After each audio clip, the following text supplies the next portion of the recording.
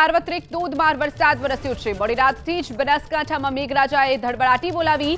છેલ્લા 24 કલાકમાં રાજ્યમાં સૌથી વધુ વરસાદ વડગામમાં નોંધાયો છે। છેલ્લા 24 કલાકમાં વડગામમાં 8.5 ઇંચ વરસાદ ખાબકી ચૂક્યો છે।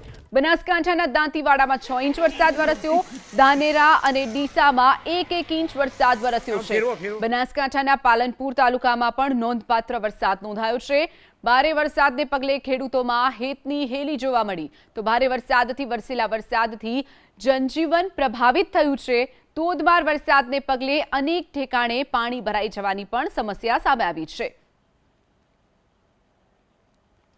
તો બનાસકાંઠામાં સૌથી વધુ વરસાદ વરસ્યો છે। છેલ્લા 24 કલાકમાં વડગામમાં 8.5 ઇંચ વરસાદ ખાબકી ચૂક્યો છે। તો ભારે પવન સાથે વરસેલા વરસાદથી જનજીવન પ્રભાવિત થયું છે। હજુ પણ આવનારા સમયમાં બનાસકાંઠા માટે ઓરેન્જ એલર્ટ જાહેર કરવામાં આવ્યું છે। હજુ પણ આવનારા 24 કલાક બનાસકાંઠા માટે ભારે રહેશે। ઠેક ઠેકાણે સાર્વત્રિક વરસાદ નોંધાયો છે, જેના કારણે પાણી ભરાઈ જવાની સમસ્યા। તો બીજી તરફ ખેડૂતોમાં હેતની હેલી જોવા મળી છે। સામાન્ય દિવસોમાં બનાસકાંઠામાં પાણીની સમસ્યા વધારે રહેતી હોય છે, તેની વચ્ચે સારો એવો વરસાદ નોંધાતા બનાસકાંઠાના ખેડૂતો ખુશ થયા છે। વડગામમાં 8.5 ઇંચ વરસાદ, દાંતીવાડામાં 6 ઇંચ વરસાદ નોંધાયો છે। તો ધાનેરા અને ડીસામાં 1 ઇંચ વરસાદ બનાસકાંઠામાં નોંધાયો છે। બનાસકાંઠાના પાલનપુરની વાત કરીએ તો પાલનપુરમાં રાત્રિથી સવારના 6 ઇંચ વરસાદ વરસ્યો છે। સવાર સુધીમાં 6 ઇંચ વરસાદ નોંધાયો। મુશળધાર વરસાદથી બેચરપુરાથી હાઈવે જતો તરફનો જે માર્ગ છે તે બેટમાં ફેરવાયો છે। કિસાન ઓઇલ મિલ નજીકની સોસાયટીમાં પણ પાણી ભરાઈ ગયા છે। તો વરસાદી પાણી ફરી વળતા જનજીવન પ્રભાવિત થયું છે। પાલનપુરના આ દ્રશ્યો છે, જેમાં રાતથી સવાર સુધીમાં 6 ઇંચ વરસાદ ખાબકી ચૂક્યો છે, જેના કારણે ઠેક ઠેકાણે ઘૂંટણસમાં પાણી ભરાયા છે। સ્થાનિકોનું જનજીવન એ અત્યારે મુશ્કેલીમાં મુકાયું છે। તો કિસાન ઓઇલથી જે રસ્તો પડે છે, મિલ નજીકથી સોસાયટીમાં પાણીમાં ગરકાવ થઈ ગઈ છે। તો નદીના જાણે કે રસ્તા પર નદીઓ વહેતી થઈ હોય તેવા પણ આ દ્રશ્યો જોવા મળી રહ્યા છે। બેચરાપુરાથી હાઈવે તરફ જવાનો જે માર્ગ છે તે બેટમાં ફેરવાયો છે। તો સમગ્ર વરસાદ જે સાર્વત્રિક વરસ્યો છે, જેને લઈ અને જનજીવન ખોરવાયું છે। પાલનપુરમાં ભારે વરસાદથી બ્રિજેશ્વર કોલોની બેટમાં ફેરવાઈ છે। જાહેર માર્ગ પર ઢીંચણસમાં પાણી ભરાયા। 10થી પણ વધુ ગામોને જોડતો માર્ગ પર પાણી ફરી વળ્યા છે। બ્રિજેશ્વર કોલોનીમાં અનેક ઘરોમાં વરસાદી પાણીનો ભરાવ પણ થયો છે। તો અનેક ઘરોમાં પાણી ભરાઈ જવાના કારણે ઘરવખરીને પણ નુકસાન પહોંચ્યું છે। પાલનપુરના આ દ્રશ્યો છે, જ્યાં આખી રાત દરમિયાન વરસાદ વરસ્યો અને રાતથી સવાર સુધીમાં 6 ઇંચ વરસાદ ખાબકી ચૂક્યો છે, જેના કારણે ઠેક ઠેકાણે પાણી ભરાયા છે।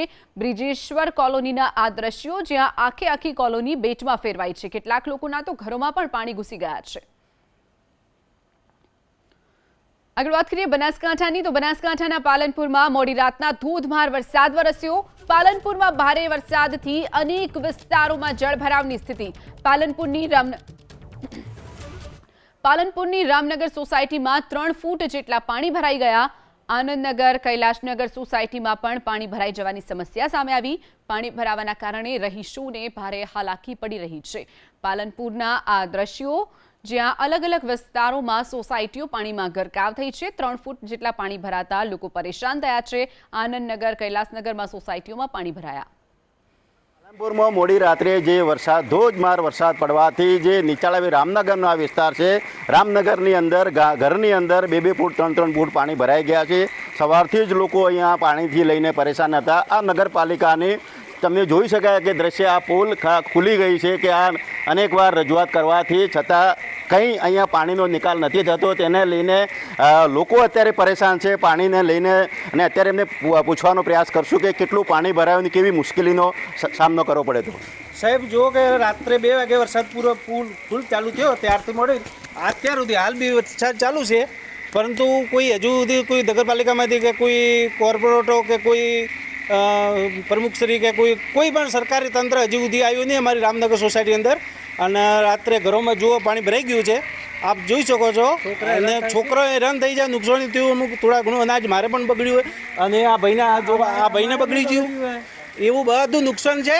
છતાં હજુ સુધી તંત્ર કોઈ આવ્યું નથી આ જુએ। અને ત્યાં નાળું છે ને, ત્યાં એકદમ સોકડું નાળું છે, ત્યાં ભૂગર્ભ ગટર થોડી બોળી થાય તો અમારો નિકાલ થાય પાણીનો, તો અમે સુખ શાંતિ રહી શકીએ। ભૂગર્ભ ગટરની અંદર પાણી બ્લોક થવાથી લોકોને પાણી જવાનો નિકાલ નથી, તેને લઈને લોકો અત્યારે તો રામનગરના રહેવાસી પરેશાન છે. અનેકવાર નગરપાલિકાને રજૂઆત કરવા છતાં કોઈ એમનો પ્રશ્ન હલ થતો નથી. એમની માગણી છે કે તમામ તાત્કાલિક અહીંયા પાણીનો કાયમી નિકાલ થાય તેવી રામનગરના સ્થાનિકો માંગ કરી રહ્યા છે. રતન સાગિયા,